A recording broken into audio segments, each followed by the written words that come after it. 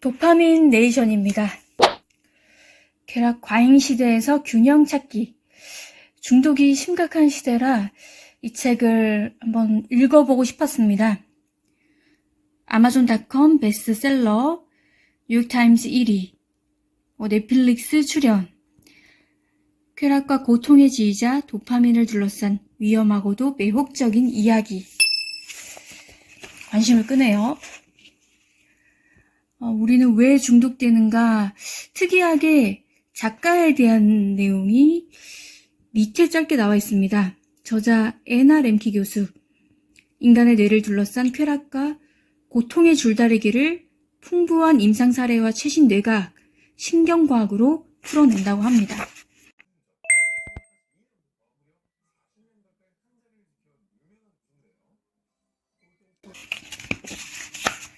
차례를 보면 1부 쾌락과 고통의 이중주. 누구나 이중생활을 한다. 고통은 나쁜 것일까? 2부 중독과 구속의 딜레마. 3부 탐닉의 시대에서 균형 찾기. 찬물 목욕은 왜 짜릿할까? 마지막 매진말 저울의 교훈까지 해서요.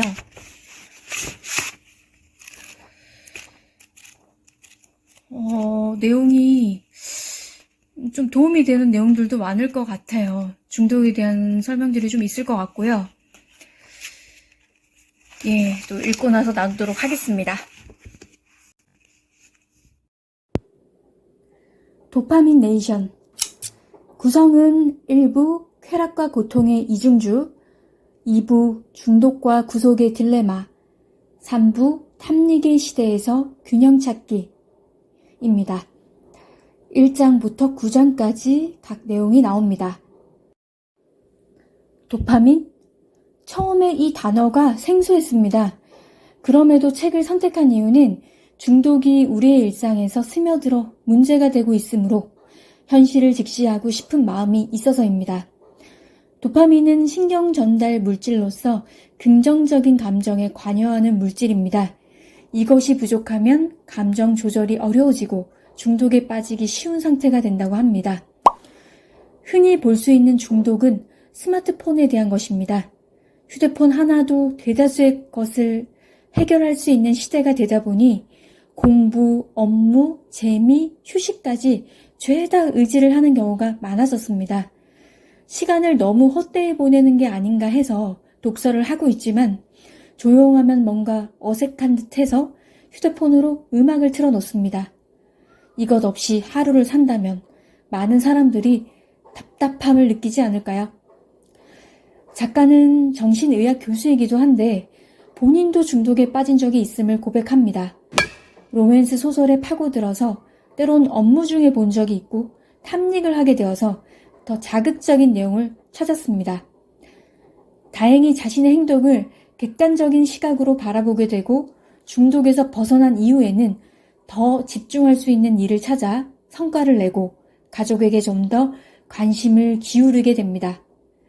약물 중독은 이미 심각성이 커져서 미성년자들에게까지 전파가 되고 있습니다. 미국은 영상에서 보다시피 좀비처럼 이상한 자세로 거리를 활보하는가 하면 정신적, 육체적으로 문제가 많이 발생하고 있습니다. 안타깝게도 이미 중독이 되면 빠져나오기가 보통 힘든 일이 아닐 겁니다. 디지털 시대가 편리함을 주면서 약물도 구하기 쉬운 시대가 되어 쾌락 다음에 고통이 수반되는 것입니다. 우리는 본능적으로 압니다. 인생이 즐겁기만 할 수 없다는 것을. 쾌락은 순간이라는 것도. 살기 어려운 세상에 자신을 던져보는 것인지도 모르겠습니다. 중요한 점은 돌아오겠다는 의지가 있으면 조금씩 변화할 수 있고 거의 정상화가 되었을 때는 한결 가벼워지고 건강한 모습이 되는 겁니다. 나쁜 중독을 막기 위해 갖은 노력을 해도 실패를 거듭했지만 어느 날 풀 위에 앉은 곤충의 모습을 자세히 관찰하면서 그것을 사진에 담는 것에 집중하고 자연스럽게 중독이 뒷전이 되어버린 사례는 아주 바람직하다는 생각이 듭니다. 달리 빠져들 좋은 일이 생긴다면 자연스럽게 치유될 계기가 될 수 있습니다. 알코올, 음식, 음란 등 일상에서 파고들기 쉬운 중독들은 제어가 되지 않을 때 가족이나 주변인들에게 아픔과 피해를 안길 수 있습니다. 그래서 힘들지만 그냥 넘어갈 수 없어요. 함께 노력해야 합니다. 사실을 회피하기 위해 또 본 모습을 감추려고 하는 거짓말은 자신을 위해서 또 치료를 위해서도 도움이 되지 않습니다. 이것도 습관성이 되면 타인의 신뢰를 잃을 수밖에 없습니다. 솔직함을 가질 때 후에 더 당당한 모습이 되고 현재의 과거도 고쳐갈 수 있습니다. 특히 자신의 결점을 노출하고 어떠한 결과를 감수하면서도 솔직하게 말하는 것은 중독의 치료에 큰 영향을 미치고 삶의 균형에도 중요한 역할을 합니다. 그 과정에서 수치심이 들 수 있지만 본인이 인지한 만큼 타인도 도움을 줄 수 있으며 회복을 향한 긍정적인 수치심으로 변모할 수 있습니다. 쾌락 뒤에 큰 고통이 기다리고 있다면 내가 진정 바라는 것은 아닙니다. 균형을 찾아 유지하는 삶도 쉬운 일은 아니겠지만 그래야 세상의 빛을 볼 수 있지 않을까요? 책에서 인상 깊은 부분을 읽어볼게요. 6주 동안 쳇바퀴를 돌린 쥐들에게 코카인을 주었더니 쳇바퀴를 돌지 않은 쥐들에 비해 코카인 사용을 자율적으로 조절했고 코카인 사용 빈도가 줄었다. 동물에게 강제적으로 운동을 시키자 자발적인 약물 사용 빈도는 더 줄어들었다. 인간의 경우 중학교, 고등학교, 성인 초기에 하게 되는 고도의 신체 활동이 상대적으로 약물 의존도를 낮추는 것으로 보고됐다. 운동은 약물에 중독된 이들이 의존을 멈추거나 줄이는 데도 도움을 준다. 도파민이 운동회로에 미치는 중요성은 조사가 이루어진 모든 동물 실험에서 보고되고 있다. 가장 단순한 실험동물 중 하나인 예쁜 꼬마 선충은 그 지역의 영양물이 풍부함을 알려주는 환경적 자극에 반응해 도파민을 분비한다. 연구를 종합해보면 도파민은 저걸 원해라는 동기부여 신호를 주어 신체를 움직이게 만드는 역할을 한다. 그런데 오늘날은 도파민을 쉽게 접근할 수 있기 때문에 굳이 몸을 움직일 필요가 없어졌다. 조사 보고서에 따르면 오늘날 전형적인 미국인은 깨어있는 시간의 절반을 앉아서 보내는데 이는 50년에 비해 50% 증가한 수치다.